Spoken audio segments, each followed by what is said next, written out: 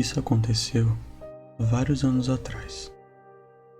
Eu havia entrado de férias e prometi para mim mesma que dessa vez as férias seriam diferentes.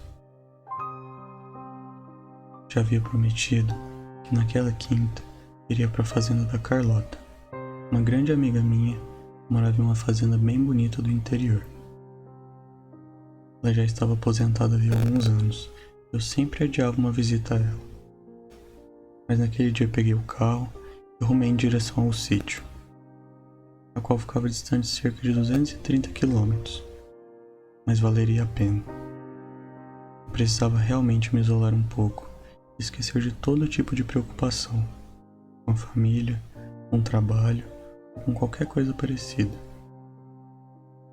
Eu estava na estrada já há algum tempo, e eram quase 1 da manhã quando o carro enguiçou. Começou a engasgar e dar solavancos cada vez mais fortes, até que parei no canto da estrada para ver o que havia acontecido. Eu não acreditava que aquilo estivesse acontecendo comigo. Deu muita falta de sorte, pois segundo meus cálculos, teria mais uns 30 a 40 minutos de viagem até eu chegar à fazenda.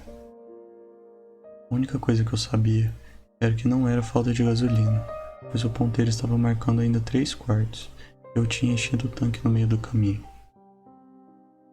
Saí do carro e abri o capô, como se eu entendesse alguma coisa de mecânica, mas na esperança de que pudesse haver algum fio solto ou algo que eu pudesse consertar de forma fácil para sair dali.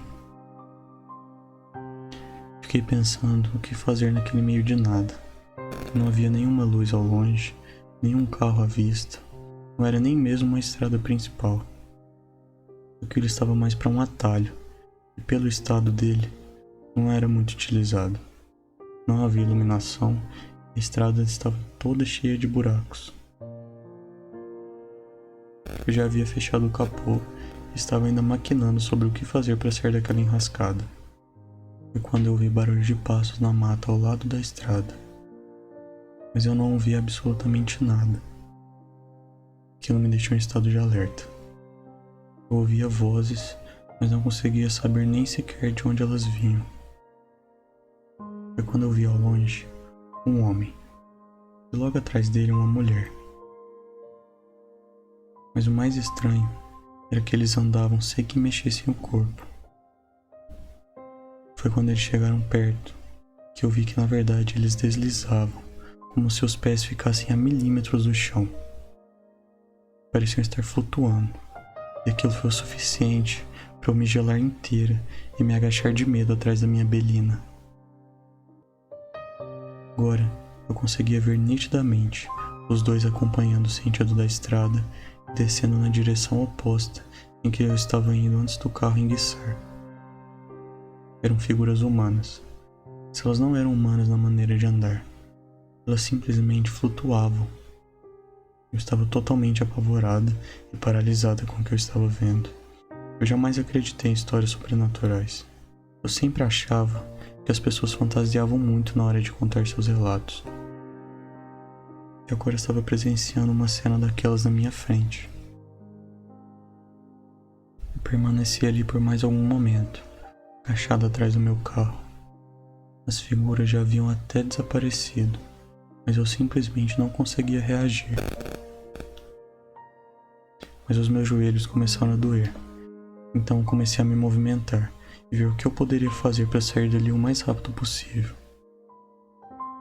Mas eu ainda tinha medo de sair de trás do carro e conseguir andar por aquela estrada para ver se eu conseguia alguma ajuda.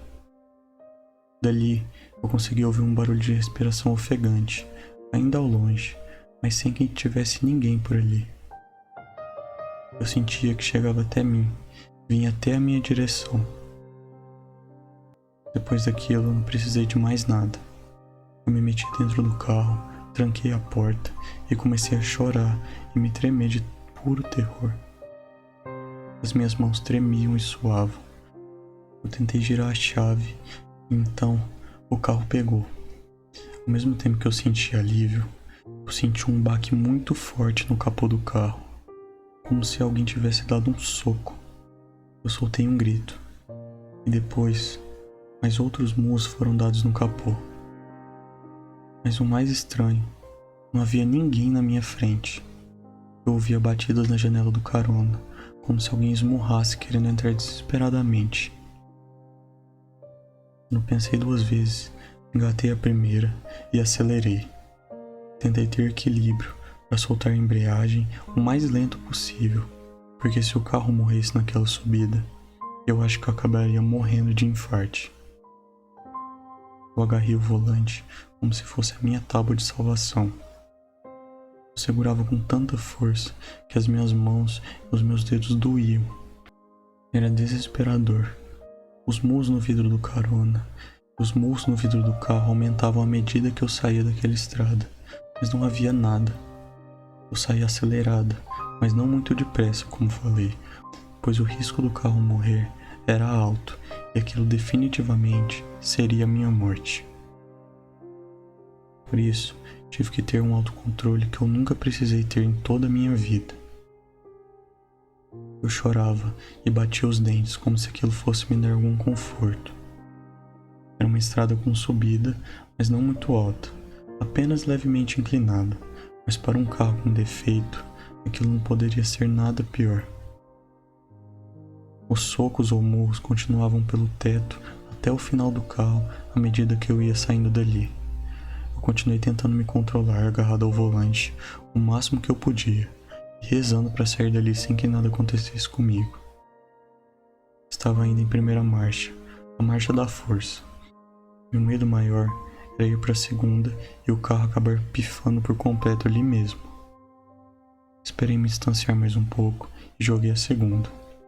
O carro já pedia até mesmo uma terceira, porque não havia praticamente nenhuma subida e já era assim um plano reto. Mas eu preferi manter a segunda, que era o mais garantido. Não podia cometer nenhum erro. O carro roncava desesperado, mas eu não estava nem aí. Eu só queria sair daquela situação logo, com vida.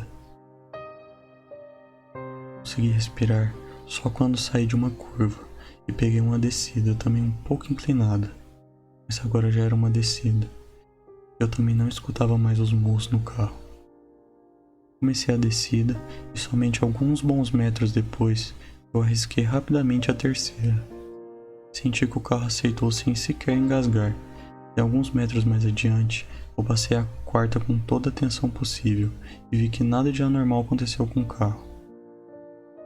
Segui pela estrada, um pouco menos apavorado, mas o suficiente para ver que eu estava totalmente encharcado e o suor na testa pingava tanto que caiu nos meus olhos e ardia muito. Finalmente peguei uma estrada em que finalmente eu vi alguma movimentação, mesmo que no sentido contrário.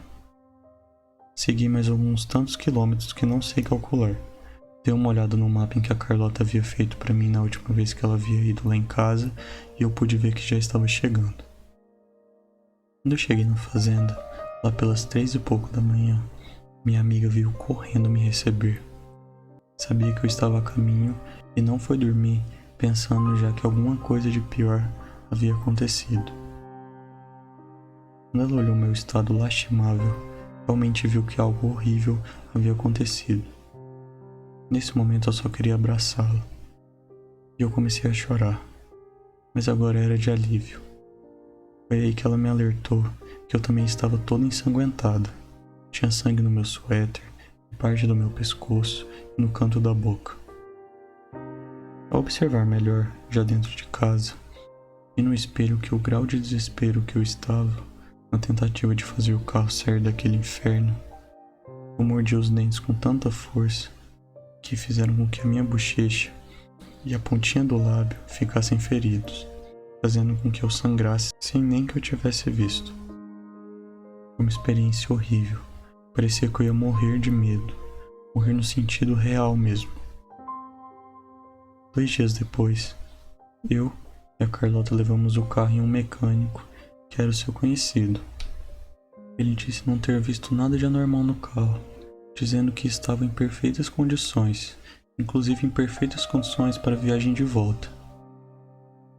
Ele deduziu que poderia ter havido alguma sujeira que tivesse sido sugada pelo tanque e entupiu parcialmente o carburador do carro. A lataria da Belina, que eu pensei que estivesse toda amassada por conta dos murros, estava totalmente intacta, com exceção de uma pequena marca na traseira do lado do motorista, mas essa eu tenho quase certeza que já existia antes do ocorrido. Após 2 semanas tranquilas com a minha amiga no sítio, chegou o dia de retornar. A Carlota enviou seu tio para retornar comigo para minha segurança. Ele era um grande conhecedor da região e foi me acompanhando em seu carro por um bom pedaço do caminho, só por garantia. O que foi tudo aquilo que aconteceu, eu não sei, mas sei que aqueles foram os momentos mais assustadores de toda a minha vida. Bom, essa foi a minha experiência sobrenatural, e depois de alguns anos, ainda sinto medo em viajar durante a noite, e ainda tenho medo por saber se eu realmente ando sozinha, por onde eu vou. Boa noite.